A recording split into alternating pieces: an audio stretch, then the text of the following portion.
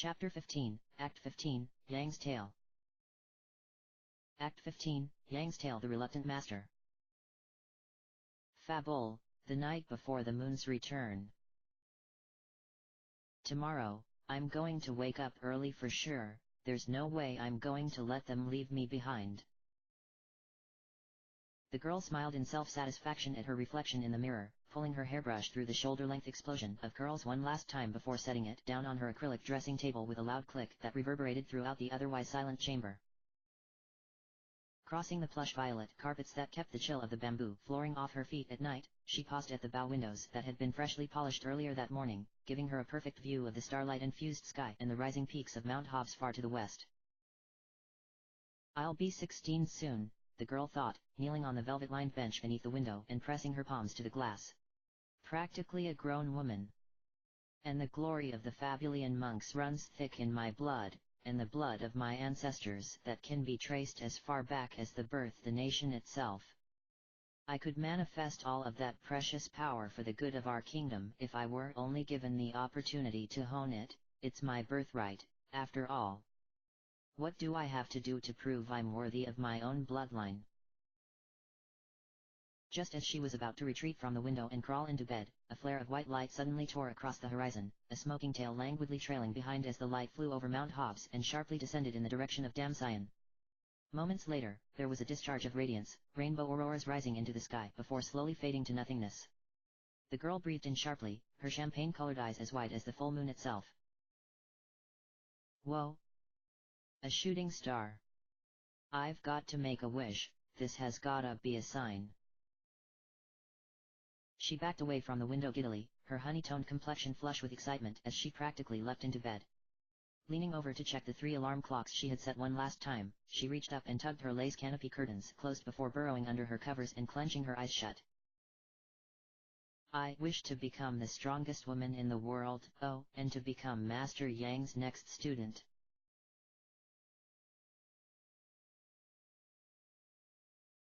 "Ursula? Wake up, dear, it's nearly noon." "What?" The girl shot up in bed, her hair drenched in sweat and sticking to the back of her neck. Her room was practically an oven, and she saw a shadow through the lace of her canopy bending down to open all of her windows. Tossing off her blankets, Ursula shoved the curtains aside and saw with dismay that she was now the proud owner of 3 smashed alarm clocks, all in various states of destruction on the floor. Sliding the springs and screws away with her foot, she let out a defeated sigh that got the attention of her visitor. Her mother, known to everyone else in the world as Queen Sheila, finished pushing open the last window and promptly sat down on the bench, raising an eyebrow as she observed the massacre that had taken place. The afternoon sun danced on the streaks of silver in her thick plume of purple hair, her sleek and straight locks opposite of Ursula's untamable ringlets. "Punched your clocks in your sleep again, eh? Trying to wake up early to chase your father to Mount Hobbs? Damnation!" Ursula howled, shaking her head as she buried her face in her hands. "The peddler promised me that these were indestructible." "Perhaps he meant under normal circumstances," Sheila said gently. "You know, accidentally knocking them down, or spilling a pitcher of water, or—" "Enough," Ursula groaned. "I don't even remember doing it." "You do get quite unnerved when your beauty sleep is disturbed," Sheila laughed, and Ursula turned to glare at her. But it only then that she noticed the package in her mother's hands, and saw the distinct scrawl of her name written upon it. "Is that for me?" Ursula blinked. "Who's that from?" "Ah, I was wondering when this would get your attention." Sheila patted the spot next to her on the bench, and Ursula walked over, plopping down and taking the package into her hands. It was wrapped in brown paper and looked as if it had gone on quite the journey. It was rain-stained, sun-faded, and might have been trampled a few times by a chocobo. But the name on it was indeed Ursula Fang Leidens, and the seal in the upper right corner was very familiar indeed, that of the Kingdom of Baron. And the only people she knew there were. "It's not my birthday for a few weeks yet," Ursula murmured, tearing off the paper. "Perhaps Cecil wanted to make sure it got here since he wasn't able to hand-deliver it." Sheila smiled gently. "I know he felt very bad about missing your big day this year." "Well, the celebration for the 800th anniversary of your kingdom is probably more important." Ursula smiled back. "But yeah, I still wish he was going to be here too. He's been here each year since the very day I was born, after all. It's going to be weird without him." She tossed the paper aside, revealing a black box with a piece of parchment attached to the lid by a crimson wax seal. Tugging it off, she read aloud. Dear Ursula, happiest of birthdays to the one and only Princess of Fabul, who grows more beautiful and noble with each passing day. May your 16th year be the best yet, we'll see you soon. With love. Uncle Cecil, Aunt Rosa, and Theodore. Ursula pressed her lips together and tried to hold back her tears as she handed the note to Sheila and popped open the lid of the box. Her godfather, King Cecil Harvey, whom to her had always just been Uncle Cecil, was one of the loves of her life behind her own parents. He had not only been present to witness her birth along with Queen Rosa, but had been the one to name her at her father's request. He had told her that he named her Ursula because she had reminded him of a cub in her bear of a father's arms when she first entered the world, and that he was sure she would be as fierce and strong as him when she came of age. Uncle Cecil believed in me right from the start. Why can't my own father? Ursula gasped in delight as she lifted a slim black headband from the box, adorned with a resplendent, ruby-red silk rose framed by 4 ivy-green leaves that were hand-stitched and bejeweled with tiny crystals that looked like the morning dew. Sheila reached over and gingerly stroked the luxurious fabric that made up each folded petal, letting out an approving murmur. Ursula, this is absolutely beautiful. I know. Ursula cried, bringing the blossom to her nose and inhaling deeply. It even smells like a rose. Someone must have put a lot of love into crafting this, it's better than the real thing. Only someone like Uncle Cecil would remember how much I loved to play in Baron's rose gardens as a kid, hey. And it will go perfectly with your new dress for your birthday celebration, don't you think? Let's see. Ursula leapt from her seat and threw open her wardrobe, pulling out a red silk cheongsam dress that fell to her knees, slits cut in each side that reached her hips, and gold and emerald flowers and vines embroidered throughout that made her eyes glow with celestial light. As she draped the hanger the dress hung upon against her chest, Sheila slid the headband upon the crown of her scalp gently, stepping back a few feet and nodding. Yes, it's absolutely perfect, Sheila sniffled and shook her head. My little princess, all grown up. How can 16 years have passed so quickly? Mother. Ursula blushed, shaking her head as she hung the dress back up in her wardrobe. Come on, don't talk like that. I've been waiting forever for this day to come. Once I reach the age of majority, Father has to let me start training, right? I'm tired of being a child, and being treated like one, too. Uncle Cecil named me Ursula because he knew in his heart I would be strong, right? So why won't Father let me live up to that destiny? Maybe Uncle Cecil will talk to him for me. Sheila looked away, her fingers fumbling as she folded the note from the Baronian royal family and slid it onto Ursula's dressing table. Ursula. You shouldn't wish away your days, my dear. Every day on this planet is a gift, one that many lost their lives to ensure that we could still enjoy. I know you're anxious to grow up, but... well, everything happens for a reason, and in its own time, too. If I didn't believe that so fiercely, I might have never had you. And my life and your father's would be so much sadder for it, I hope you understand. Mother. Ursula threw her arms around her, and for a moment, both women were startled at how tall Ursula had seemingly gotten overnight. She overtook her mother now. It was only by an inch, but Ursula flushed when she realized that she was looking down into Sheila's eyes. Surely the last time they had embraced like this, it had been she who had been the one looking up at her mother? Sheila let out a snort as she stroked Ursula's hair. Things were starting to get a bit too weepy for her taste, time to change the subject. Besides, your Uncle Cecil has his own rebellious teenager to deal with. You think too highly of yourself if you think he would talk to Yang on your behalf. A rebellious teenager? Ha! Theodore couldn't rebel himself out of a teacup. Ursula smirked. You need pride to be a rebel. She thought back to when she had last seen him at his 15th birthday, despondent and quiet as everyone else around him had a grand time. She had been the only kid his age there, and when she tried to teach him how to spar in the gardens as a gift, and because she was bored senseless, it had ended with the birthday boy gracing the castle infirmary. Theodore's got the whole world at his fingertips, yet he does nothing with it, Ursula mused. He's so lucky. Uncle Cecil wants him to follow in his footsteps, yet here I am with my father refusing to even let me observe a training session. Fate is a twisted sister, that's for sure. Sheila chose to ignore Ursula's comments, even though she knew her daughter hadn't meant to be unkind. She was just blunt, and Sheila unfortunately knew where that trait came from on the family tree. At any rate, now that you've foiled your own plan to try to get your father to take you to Mount Hobbs for training this morning, will you settle for lunch with me instead? He won't be back until late tonight, so it's just us girls. Yeah, I suppose, Ursula smiled, though she was pouting on the inside. It wouldn't be for another couple of days that the next trip to Mount Hobbs was scheduled. She would be ready then. If she had to, she would buy a million clocks and try to bribe one of her father's students to slam the bedroom door down, if need be. Make yourself respectable and meet me downstairs, Sheila said, kissing Ursula's forehead before turning to leave. Ursula reached down to grip her satin pajama top, about to lift it over her head when she remembered what had distracted her before bed last night, and paused midway. Oh, Mother. Did you see the shooting star last night? Sheila blinked, shaking her head. No, but I heard the guards talking about it this morning. The high monks who went with your father to Mount Hobbs today are going to investigate later. I hear they just want to make sure it didn't hit Damsion when it landed. With that and that second moon appearing all of a sudden. Better safe than sorry, I guess. What? Ursula breathed, yanking off her top. So it actually struck land. Is that what those rainbow colors were that I saw in the sky last night? And what's this about a second moon? You slept through quite a lot this morning. Sheila's smile faltered, just for a moment, but Ursula had caught it with her lightning-fast perception. But don't worry dear, I'm sure everything is fine. Ursula pressed her lips together as her mother left the room, closing the door behind her. She shimmied out of her pajama pants and waltzed over to her wardrobe, throwing it back open. I guess it hadn't occurred to me to be worried until now.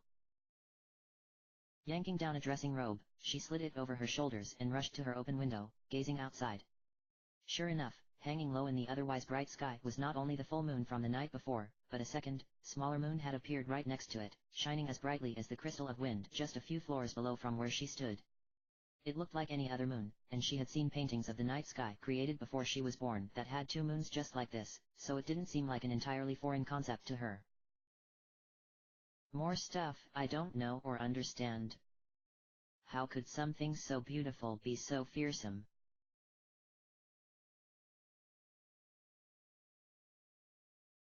2 days later. Yeah. The monk launched himself into a running leap, the three trainees before him bracing themselves for a kick to the face by raising their arms to protect their faces.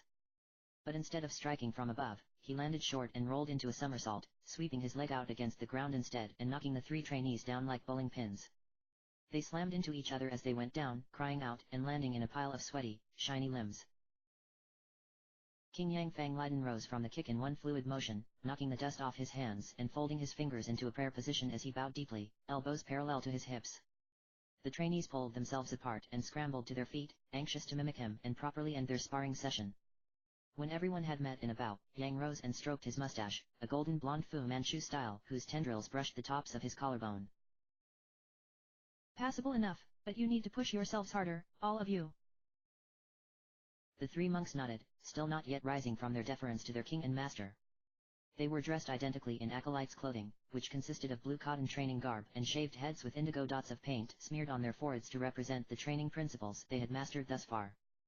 We bow to your greatness, Master Yang. Even as king, your prowess has not changed one bit. Yang crossed his arms over his chest. Completely bald except for the whip of a ponytail that sprouted from the top of his scalp and trailed to his thighs, his hair swished hypnotically as he shook his head. True strength lies within the heart, not in the body. Have the heart to trust in your companions, and strength will follow each one of you. Father. The three acolytes blinked in unison as the doors to the courtyard burst open. Princess Ursula appeared in a flurry of curls and perfume, the contrast between the way she was elegantly dressed and her roguish strides striking to all in observance. She had decided to pull out all the stops that morning to convince the world of her impending womanhood. She liberated the dress meant for her birthday celebration from her wardrobe, pairing it with a pair of slate gray training flats and the rose headband, pinned to her head like a queen's tiara. Her hair, which matched Yang's in color and texture, was gathered into voluminous pigtails that resembled hydrangea blossoms in the peak of summer. Green shadow was swept over her eyelids, with a dash of gloss she borrowed from Sheila slathered on her lips. A blood orange sash that had been meant to cinch around her waist was tied around her arm, which she figured would be more practical as a sweatband in a pinch. Taken aback by the unexpected transformation, Yang cleared his throat and tried to contain his stutter. Yes, Ursula. The monk trainees behind him nearly fell over in shock, their hearts practically bursting from their chests. When had Princess Ursula, the most notorious tomboy in all of Fabul, gotten so ladylike? Ursula clasped her hands together, sliding to her knees in the grass as she peered up at Yang. Please, father, I beg of you. Allow me to train with you. I'll be 16 in mere days. It's time I joined the rank of acolyte, would you not agree? Yang turned away, shooting his trainees a quick warning with his glare to make sure they stayed out of this one, not that they would have normally dared intervene, but he didn't like the moony looks that had taken over each of their faces. My answer is firm, my daughter. Ursula's face fell, and she rose, her cheeks flushing in embarrassment as she observed the childish grass stains on her knees. Surely the conversation was not over as quickly as that? But why not? I may be princess of this kingdom, but even more than that, I am a proud citizen of Fabul. Is it so wrong for me to become stronger in mind and body? Yang turned back to her, his brows knitted as he stepped forward, his height overpowering hers. Even with her copious volume of hair, she barely reached the top of his chest, which was as wide as a barge and draped in a crimson and ivory embroidered shawl that hung past his red and yellow training garb, tucked into white calfskin boots that were streaked and stained with years of dirt, absorption of sweat, and yes, a little blood, both his and others. It suddenly occurred to Ursula how ridiculous she looked next to him. He was dressed as a proper warrior, while she was tarred up to go to a ball. Yang held up one hand to silence her. You have no need to be stronger. But... Father. Ursula wailed. Hear me out. Master Yang. Ursula stomped her foot in a snit as the courtyard doors opened once more, and they were joined by the Chancellor, an ancient man who had been serving Fabul in various capacities for as long as both Yang and Ursula could remember. Until Yang had been crowned king, the Chancellor had served the man now known as Fabul's Duke Consort, and Yang had begged him not to retire when the Duke abdicated the throne. Even so, it was very rare for the Chancellor to actually interact with Yang. He mostly kept to himself since Yang ruled their kingdom so wisely and was so beloved by all of their people. A man in strength of both military strategy and the empathetic nature needed to win the hearts of citizens, Yang made the lives of the kingdom staff who worked behind the scenes as simplistic as they could ever remember from previous rulers. Even the Duke Consort, who had been a well-respected ruler and a kind man up until his abdication, had to marvel at how naturally wearing the burdensome mantle of king had come to Yang. Urgent news, Your Highness. The Chancellor panted, and Ursula secretly wondered how someone who had to have been close to 100 years old could still run like that without collapsing into a pile of dust. She supposed it had to do with the training he had received as a youth to become a monk, something everyone in the kingdom seemed to have except her. What is it? Yang asked, resting his palm on the Chancellor's shoulder. The Chancellor leaned in, and Ursula noticed he gave her a long stare before turning back to Yang in a hushed whisper. Luckily for her, his miraculously well-preserved health had not prevented him from becoming half-deaf, so he was being much louder when he spoke than he thought. Please, let us discuss it in the throne room. He glanced at Ursula and the group of trainees, a fake smile plastered to his face, and promptly departed the way he came. Ursula watched him go, licking the gloss off of her bottom lip and gagging at the taste. Yuck. Why do women wear this garbage again? Yang took hold of her shoulders, forcing her to face him. She nearly jumped as she was drowned in his shadow once more. Ursula, listen to me. You are the crown princess of Fabul, and you should not forget your position. She flinched at his words of warning as he turned to glance at the acolytes. And neither should any of you. Yes, master. They chanted dutifully, and bowed once more before departing in a single file line.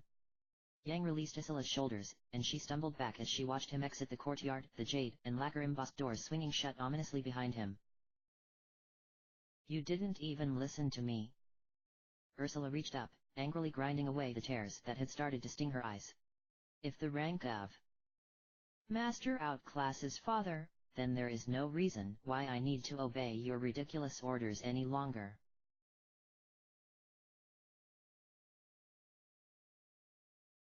In the throne room, Yang made his entrance, not even aware of the audience before him as he sat on his throne. Standing at a respectful distance away were his two personal guards, former students named An Bale, who kept their post in the throne room unless they were otherwise summoned. They had also been joined by the Chancellor and the Duke Consort. Standing beside the throne, Queen Sheila gazed down at him sadly, sensing by the telltale red tinges around his ears and his sharp, unsteady breathing that something else had happened besides the Chancellor getting his knickers in a knot. She had a feeling that the something had to do with her hearing their daughter sneaking about this morning, finally successful in her plan to wake before Yang left for Mount Hobbs that day. Yang lowered his head in his hands, letting out a quiet groan. Ursula again? Sheila half whispered, and Yang sat up straighter, nodding. Yes. Ursula, again. I cannot help but wonder where that stubborn streak of hers came from. Sheila tried to not let out a bark of laughter. That'd be you, hun, without a doubt. I might be a little obstinate at times, but I've never held a candle to you. Yang glared up at her warily. I know. We don't have to go through this again. The Chancellor cleared his throat nervously, approaching the throne. If he let them keep at it, things would quickly escalate to an argument that resulted in Yang running for his life while Sheila chased him with some sort of cleaning apparatus. Absolutely nothing had changed since the day they had gotten engaged. She had dropped her sweet as pie act as soon as the ring had been slipped onto her finger. Pardon me, Master Yang. Yang blinked, suddenly remembering why he had come back to the throne room in the first place. He should have been preparing to depart for Mount Hobbs with his students, after all. Ah. My apologies. So then, you had something to tell me.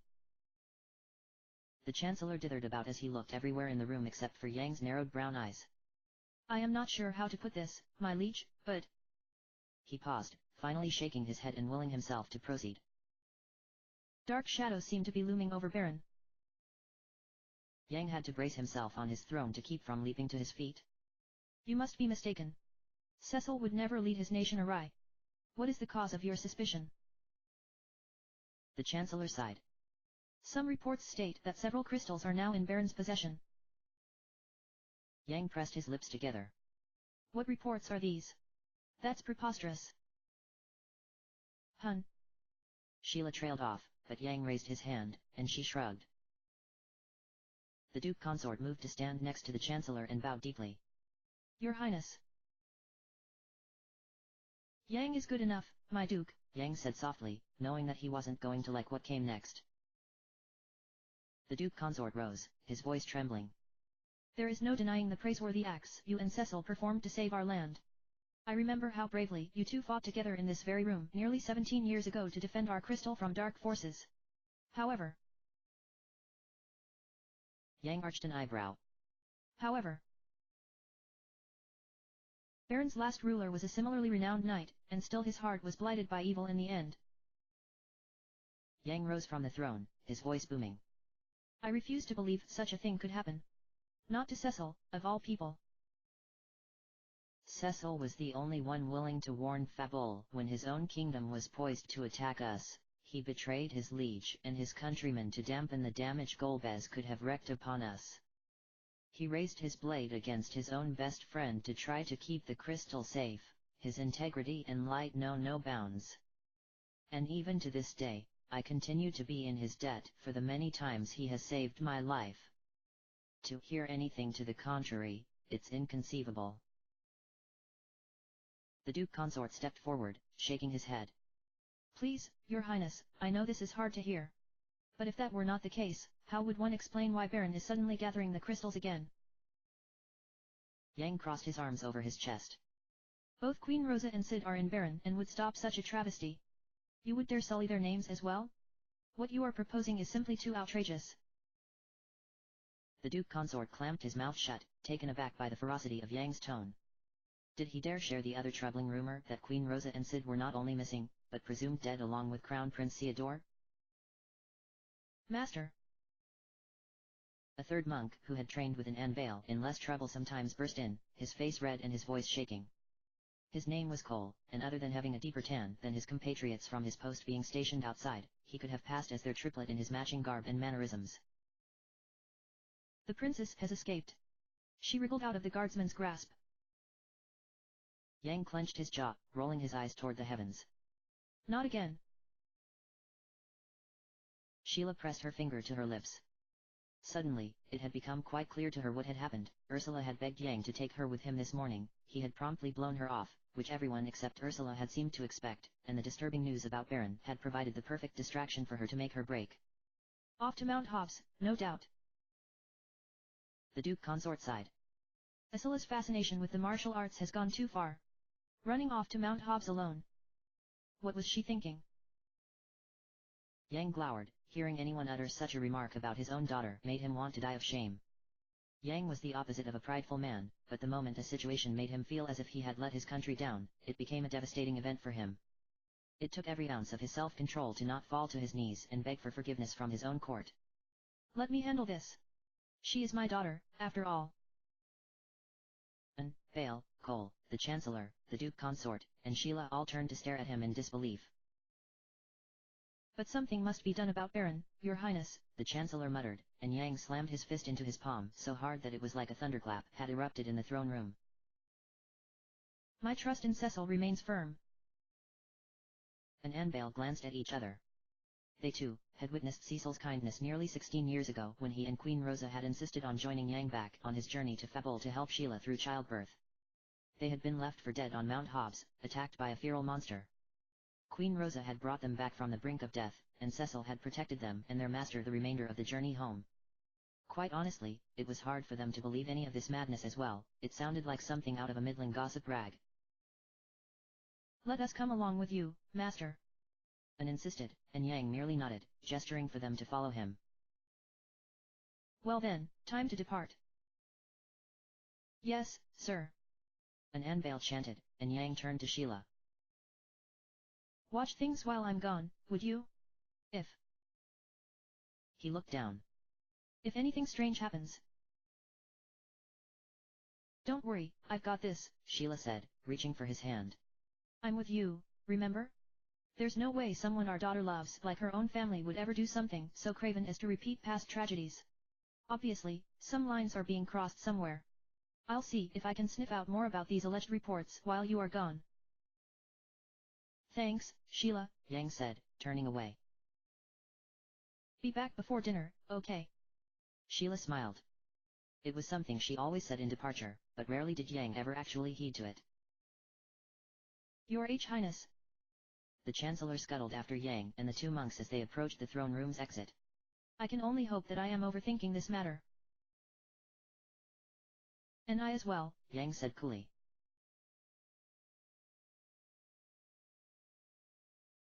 Mount Hobbs was not a long journey from Fabul, but it had been with rising ire that Yang had noticed that the number of monsters they were encountering on the road had been growing considerably since the return of the Twin Moon days before. It was nothing he or even his students could not handle, but just the sheer numbers increasing the way they had. There was no rational explanation for any of it, not after 17 years of relative peace. Setting aside the troubling rumors about Baron that had been unceremoniously dumped upon him back in Fabul, Yang's attentions came back to Ursula, and how he should have realized something like this was going to happen after witnessing such insolence from her earlier. Even for her, that had been rather extreme. Never before had she been so bold as to pick a fight with him in front of his students. Ursula knows not of what the world was like before she was born and how the monster populations kept human activity in limitation. Fabul never had the luxury of not having every man, woman, and child trained to defend themselves until now. She hasn't any experience or perspective, and now she's walking right into a repeat of those dark days with her eyes closed. The little fool. A princess belongs with her people, not gallivanting into danger. Upon reaching the east crossing of Mount Hobbs, Yang cupped his hands around his mouth, calling out for Ursula with as much tempered rage as he could manage. An Anvale followed suit, but the only response they were met with were the growls of monsters not so subtly hiding in the shadows of the sloping peaks above and the roaring of the desert wind that carried east from Damsayan. After a few moments, the three of them gave up, their throats strained with effort as they proceeded to move forward toward the next station of the mountain, the summit that housed the sacred training grounds for the Fabulian monks. I don't see a sign of Ursula anywhere. Has she grown strong enough to make it this far on her own? Or has something worse happened instead? Master. Vale began, and Yang nodded, indicating he could speak, as they kept hiking up the rock-strewn slope, his eyes glued to the summit. Perhaps Princess Ursula is being assisted by the monks who departed a few days ago to investigate the meteor. She would have most likely run into them by now if they were keeping camp on the mountain. Perhaps, Yang frowned. A comforting thought, although I don't know if she's clever enough to think like that. She was clever enough to give the guards the slip in the first place, and muttered, and Yang clenched his fists. That was less comforting. As they approached the summit, the frantic shuffling of feet and the sight of rocks and dust flying into the air was a dead giveaway that some sort of skirmish was taking place. Despite repeated exterminations by Yang and his monks, bomb monsters continued to build their nests on the mountain's summit, where they tended to often catch fire and make other monsters flee in a panic. In anticipation, Yang reached into his sash, pulling out an ice-imbued claw and strapping it to his knuckles. But much to his horror, he instead heard the familiar cry of a young girl, and the sound of a fist splitting into flesh. Racing up the remainder of the slope, Yang saw Ursula pull her hand back from where it had been freshly implanted into a goblin's face. The goblin fell over in a dead faint, joining 6 of his brethren that were already starting to dissolve into dust and drift away on the wind. Ursula! Yang cried. Princess! An Anbale gasped, their jaws on the ground. She whirled around to face them, grinning as she rested her hands on her hips. Other than a small cut above her eyebrow, she appeared unscathed and flushed with excitement. More than what you thought I was capable of, eh? Ursula smirked. See, I am worthy of training with you. I can take care of myself, no bodyguards needed. A pair of flashing yellow eyes floated above Ursula, who was too busy preening for her stunned audience to notice.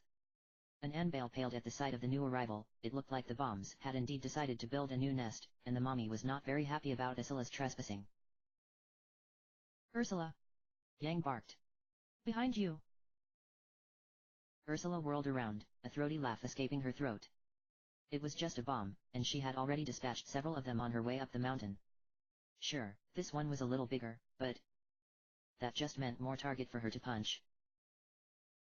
Stay out of this, father!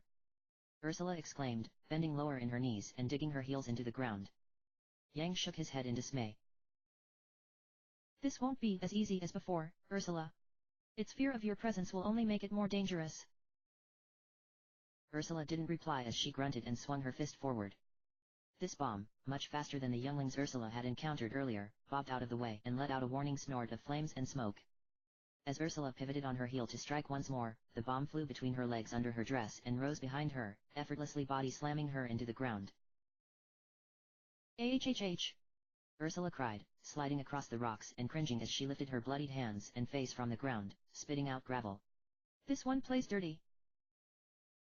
Before the bomb could strike her again, Yang dispatched it in one furious kick, sending it barreling into the ground and watching as it exploded upon impact, the monster leaving behind a black crater as smoke danced into the air.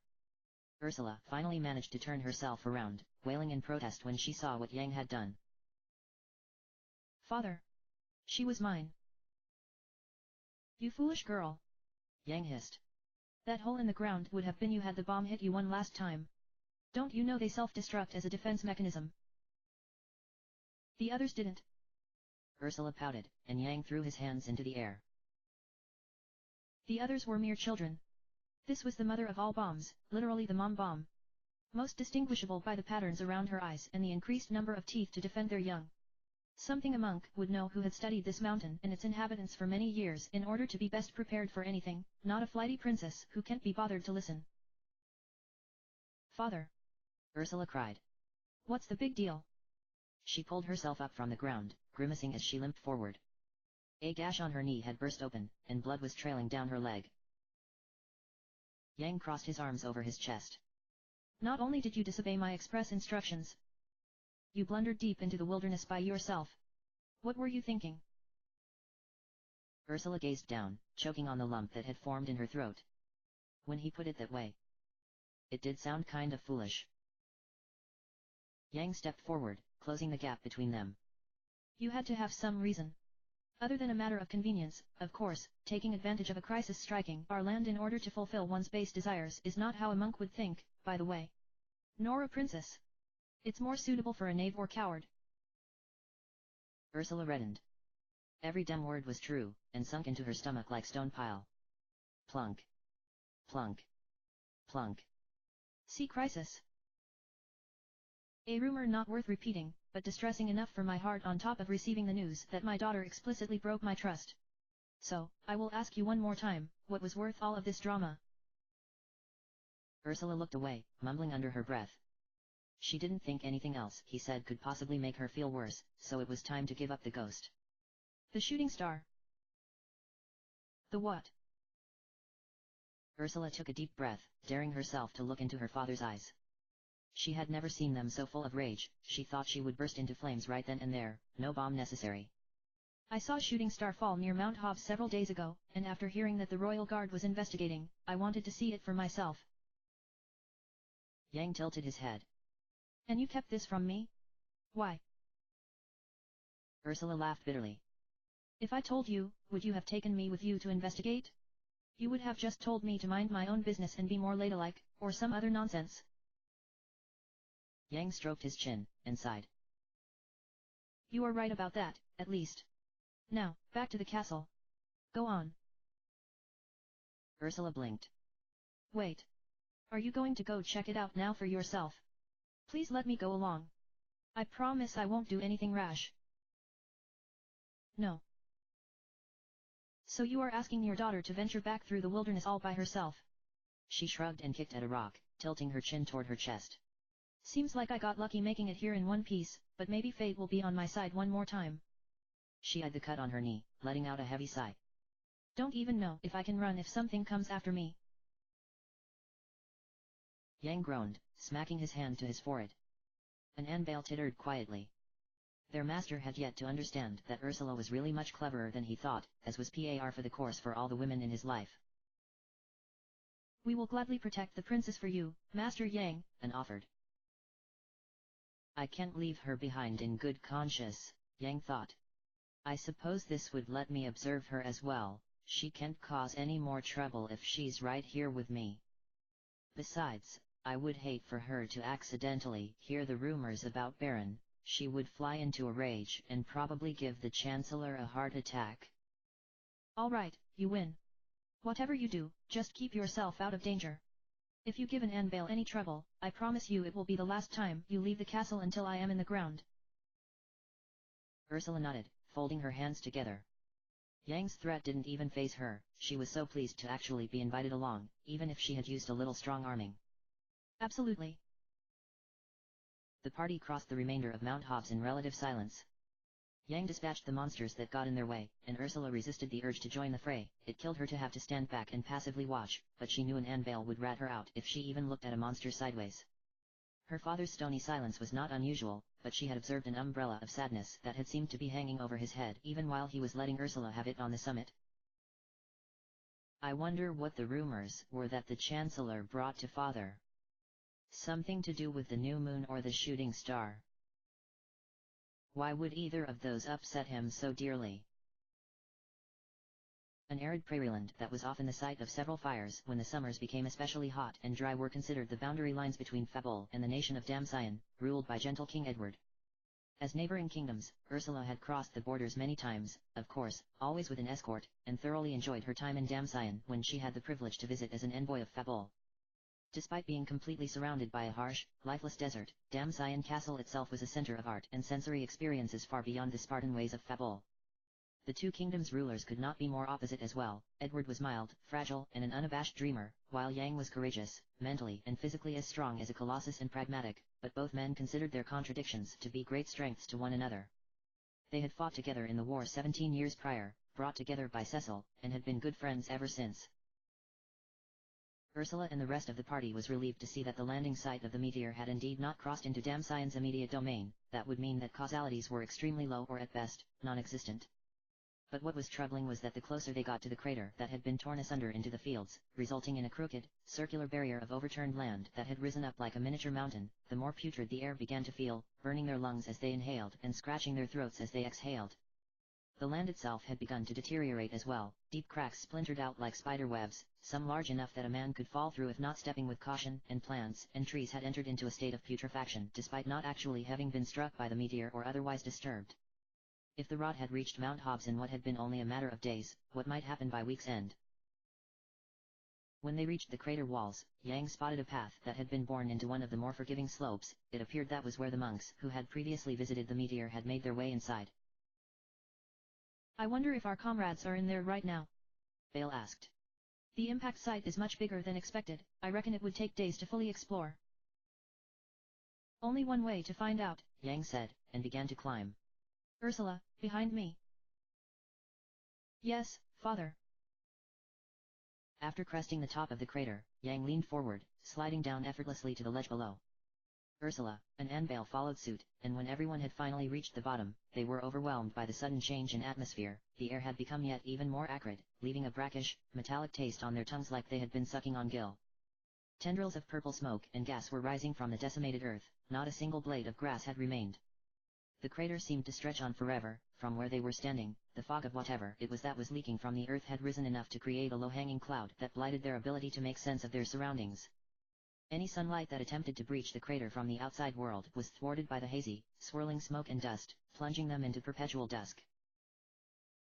Yang shook his head in awe. What is the meaning of this? Ursula bit her lip. She had never seen anything so terrible and sad in her life, not even in her worst nightmares. The shooting star had been so beautiful in the sky. What had happened? It's as if the land itself has rotted. Yang closed his eyes, and for a moment, Bale and Ursula could only stare at him wordlessly, unsure of what to do with themselves. Yang had fallen into one of his infamous meditative states that none of them dared to interrupt. It took intense concentration for even a monk of Yang's power to meditate in a horror show like this. Ursula shifted her weight nervously, wincing slightly as the cut Bale had bandaged for her on her knee rubbed against the wrappings. After a few moments, Yang's eyes snapped open, and he looked straight at Ursula, as if their conversation hadn't been interrupted. If only that were all we had to worry about. I feel an intense power nearby. Ursula swallowed. This is not just any normal shooting star, is it? No. Brace yourself for anything. Mount Hobbs could be a mere playground compared to this place. The crater itself was a jagged mess of cliffs thanks to the Earth's tectonic plates being thrown into disarray from the meteor's impact.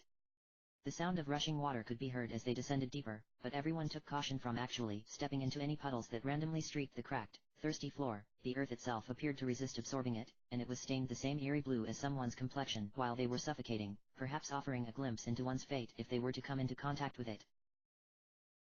Ursula shivered and let the monks take hold of her arms as they crawled ever downward, too stunned at their surroundings to shrug them off like she would have any other time.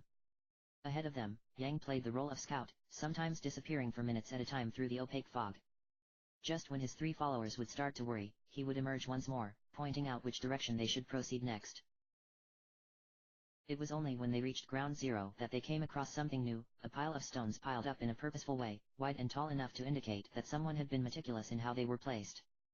A silver breastplate had been left on top with crude lettering carved into it, and as Yang knelt down to read it, he felt his heart catch in his throat.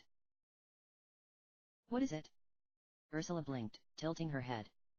Yang lowered his eyes, his fingers shaking as he took the breastplate in his hand and read aloud.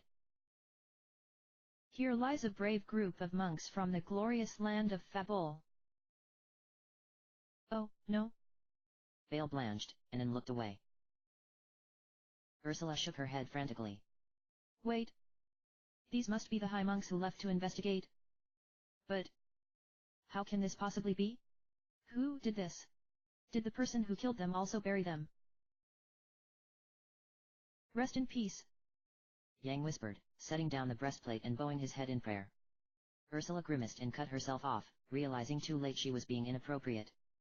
She quickly bowed her head as well, mimicking Yang by reciting her own prayers, and Bale following suit. Rest in peace. Suddenly, a glimmer of light sparkled above, and Yang and the others raised their heads. Floating above them in the haze were the petite figures of three fairies, each identical with silky hair that reached their toes and fluttering wings that were reminiscent of a dragonfly's. Their features washed out by the swirling mist, their skin held the sheen of a polished opal, their eyes unblinking granite. Yang! Stay on your guard! The middle fairy cried, and Yang reached up desperately, his hand immediately swiping through the fairy's transparent body. You! Yang gasped. Dear sylphs, why have you come to this horrid place? The sylph on the right shook her head. They've come for us. In a flash of light, she disappeared. And they will come for the crystals next, the sylph on the left whispered, fading away as well. Wait. Yang pleaded. Of what do you speak? Who has come after you? The last remaining sylph gazed upon Yang sadly, her lips parting to speak but words failing her. She faded, and the glimmer of light that had burst above the grave disappeared, plunging them into darkness once more. Yang stared down at the ground. What is happening to this world of ours? What was that? Ursula whimpered. Did you know them, father? They seemed afraid. Those were sylphs, eidolons who live in isolation in the underworld, Yang said softly. The sheest, gentlest, and kindest creatures on this planet. They brought me back from the brink of death, long, long ago. For them to appear here, and now. He shook his head, rising to his feet. We've seen all we need here. We must return to Fabul at once. I fear for its safety. Ursula nodded. Yes, father. As they turned to leave, Ursula glanced back one last time at the makeshift grave, rage starting to wrap its tendrils around her heart as she thought about how those poor monks must have suffered to perish in a hellscape like this. She eyed the breastplate, pressing her lips together. It was not something the monks would have owned, it was a style of armor not commonly found in Fabul. That meant that either the killer or the person who had found the bodies had been a foreigner. With a generic plate like that, they could have hailed from anywhere. Who else has been to this meteor, and what purpose did they have killing innocent monks?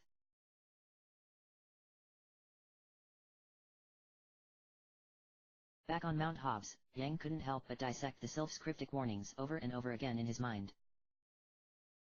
The fairies that appeared before him were not real, that much he at least understood. They had been some sort of astral projections, he had heard of such phenomenon before, and had once even unknowingly participated in it himself.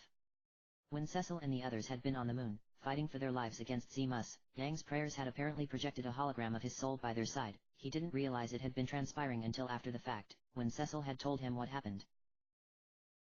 As eidolons, sylphs had the power to manifest themselves across planes in a moment's notice, particularly when called by a summoner, like Rydia. It was for that reason that Yang had to conclude they were already in danger. They simply could have teleported themselves to his side if they were otherwise able to do so. But that meant someone, or something, had purposely hunted the sylphs. What was their connection with the crystals?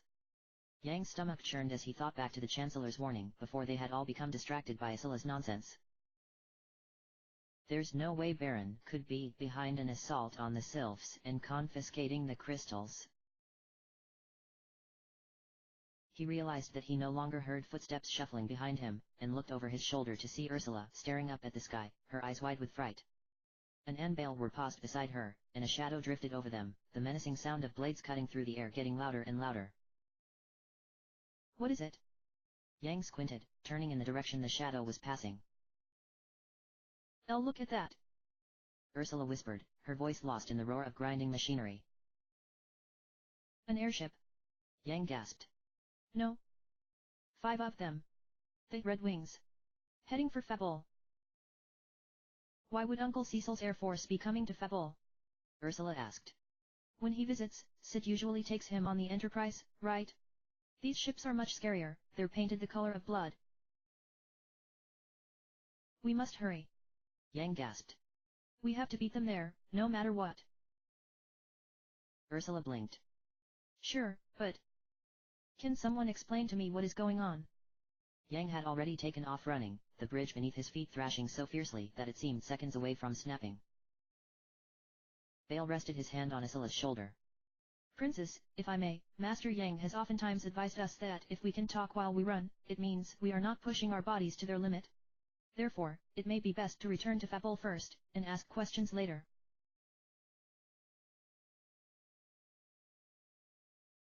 Yang, Ursula, and Anbale burst into the throne room, where the Chancellor was nodding off in a chair normally reserved for visitors, and Sheila and the Duke were discussing something in the corner. All three parties leapt when the throne room doors slammed open, the Chancellor falling out of his chair in a fluster. Your Highness! You have returned. Yang threw his hand out to silence him. The Red Wings are flying this way as we speak. The Duke shook his head. So the rumors about Baron were true all along? What shall we do, Yang? They are surely after our crystal. Yang looked down, his face flushed with shame. He had been so insistent before that the reports were malarkey. Yet the Duke was mentioning none of that now. It was a minor testament to his skill and wisdom as the nation's previous ruler. What? Ursula shrieked. What rumors? Why would Baron want the Crystal of Wind? We don't know, Princess, the Duke began, but Ursula marched up to Yang, her hands on her hips. Father, do not look away. The Wind Crystal symbolizes everything Fabul stands for. Handing it over to Baron, or anyone else, for that matter, is the same as abandoning this kingdom's honor. There should be no question on what we need to do, yes. The Duke frowned. But Ursula, if we were to fall into a prolonged battle, I fear there would be untold bloodshed. Ursula whirled around to face him, her bravado faltering as she paled. But still.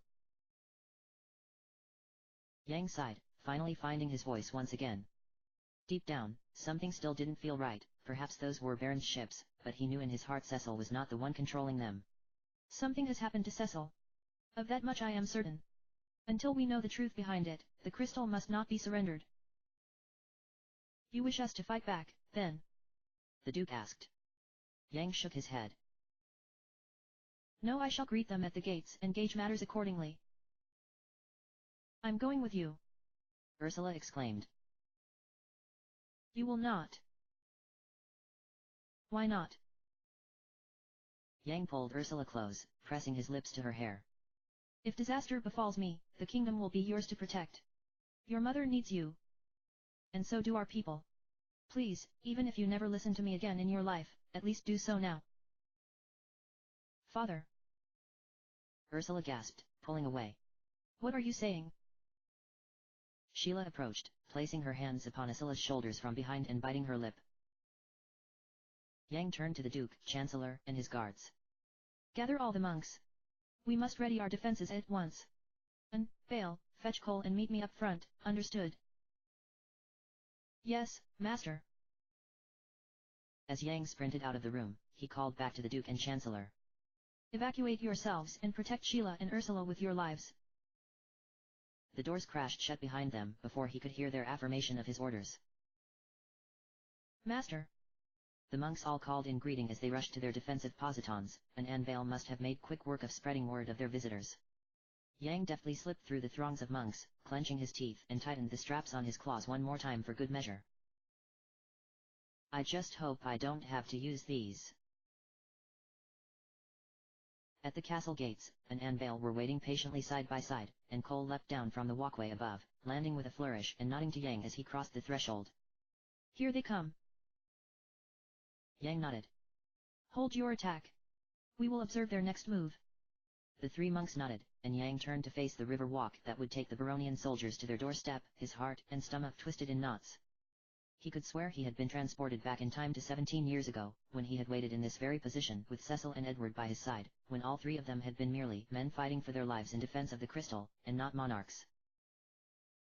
3 Baronian soldiers were the first to appear, dressed in the kingdom's usual crimson attire that foot soldiers donned. Yang bowed deeply, but the soldiers did not reciprocate, they were staring straight through him as if he were a ghost. Welcome to Fabul, Yang said kindly, with nary a hint of malice or suspicion. How is King Cecil? The soldiers responded by withdrawing their blades and pointing them at Bale and Cole's throats. The 3 monks didn't so much as blink, silently waiting for Yang's amended orders, if there were to be any. This is madness. Yang thought, taking a slight step backwards. I have no choice. Yang reached out, snatching the 2 outlying soldiers' heads with such speed that they didn't have time to swing their weapons, and smashed them against the soldier's head who stood between them. All 3 slumped to the ground, their weapons falling from their hands. Yang quickly kicked them into the river, and Bale and Cole let out simultaneous sighs of relief. Master! Incoming cannon fire! It's coming from the Red Wings! A cry came from one of the battalions that would have been stationed to defend the West Tower, and sure enough, moments later the ground was shaking beneath their feet as the sound of lead crashing into stone rose into the air, sulfur burning Yang's nostrils. Master Yang! Our defenses out here will not hold an aerial assault! Cole cried, and Yang nodded. You speak truthfully. Retreat into the castle. As they backtracked into the keep, An anvil raced to secure the doors, and Yang crossed his arms over his chest. So, it begins anew. Just like before. Monsters incoming from above. Yang looked up in shock as a flock of gargoyles descended upon them, Cole latching onto one and slamming it into the floor in a backflip as an anvil struggled to press themselves against the castle gates, which were now pulsating and threatening to burst open from an unseen force slamming into it from outside. Yang leapt into the air, kicking two gargoyles in the face with a split kick and slamming his fist into the jaw of another that tried to sneak up on him from behind. The castle gates exploded, sending an anvil flying forward as the doors fell off the hinges and a rush of Baronian soldiers marched in, their palms glowing with fire magic. Ugh! Fall back! Yang commanded, and he, Vale and Cole fled into the antechamber. Our backs will soon be against the throne room. An cried.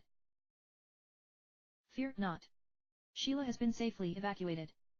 Yang assured him. Another wave of soldiers followed them, the numbers soon becoming too overwhelming for even the four powerful monks to keep up with. Yang eyed the doors to the throne room warily. They would have much more space to fight in there, which would open them up to some new strategies they had not yet been able to employ. Master Yang! Vale protested, shoving another Baronian soldier off of him.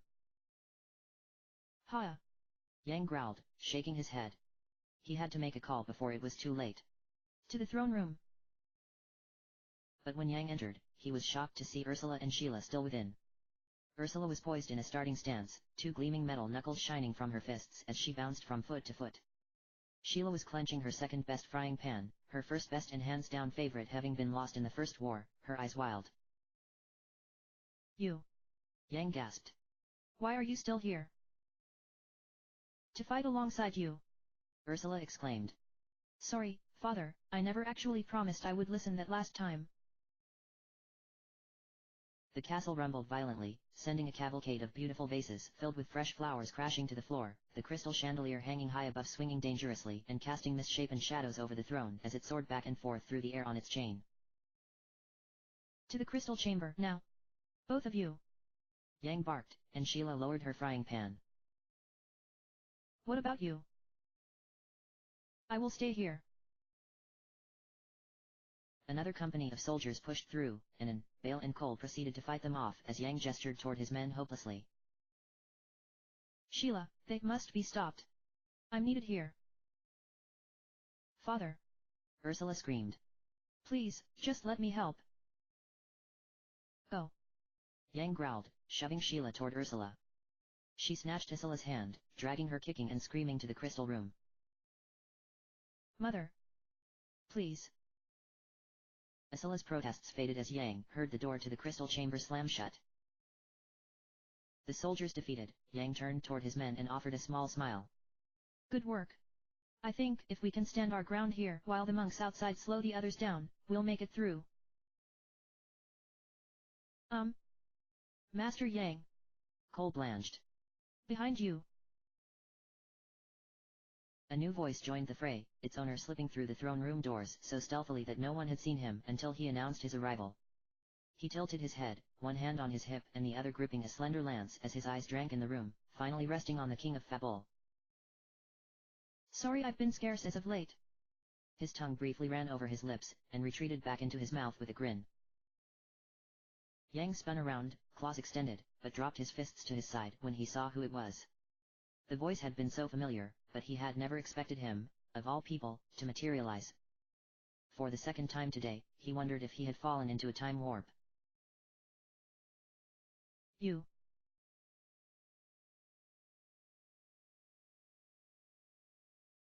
In the crystal chamber, Ursula and Sheila were standing in front of the crystal of wind, staring at the only entry and exit to their hiding place vigilantly, which was tightly sealed shut and locked from the inside. Only two people in the entire kingdom held the keys, Sheila was one of them, and the other was Yang. It's gone silent out there. Ursula frowned. Did they win? The door suddenly started to creak open, and Sheila clapped her hands together. Honey. Ursula felt the hairs rise on the back of her neck, like someone had dropped an ice cube down her dress. She instinctively stepped in front of Sheila, clenching her jaw as a figure appeared before them that was not her father. It was a statuesque man with midnight blue dragon scale armor that blended into black at his hips and chest, waist length, silky blonde hair trailing down his back in a ponytail, and purple-stained lips pressed together in a thin line set against the backdrop of an elegant jaw that could cut glass. The rest of his face was obscured by his helmet, save for his slightly upturned nose. He was so achingly beautiful that the air had rushed out of Ursula's lungs when she laid eyes on him. His long, slender fingers were curled around the handle of a lance, his nails polished violet and subtly filed to points, like a dragon's claws. Cain! Sheila exclaimed, and Ursula snapped out of her trance, looking at Sheila confusedly. What? Mother, do you know him? Sheila ignored Ursula's outburst, stepping forward. Are you here to lend us a hand, then? The man Sheila had called Cain nodded, a small smile twisting in the corner of his mouth. When his voice echoed in the chamber once again, Ursula felt as if someone were holding her head underwater. Indeed. I am here to help. He suddenly thrust his lance forward, only a centimeter away from slitting Sheila's throat open all over the crystalline tiles below. Help myself to the crystal of wind, that is. End of chapter.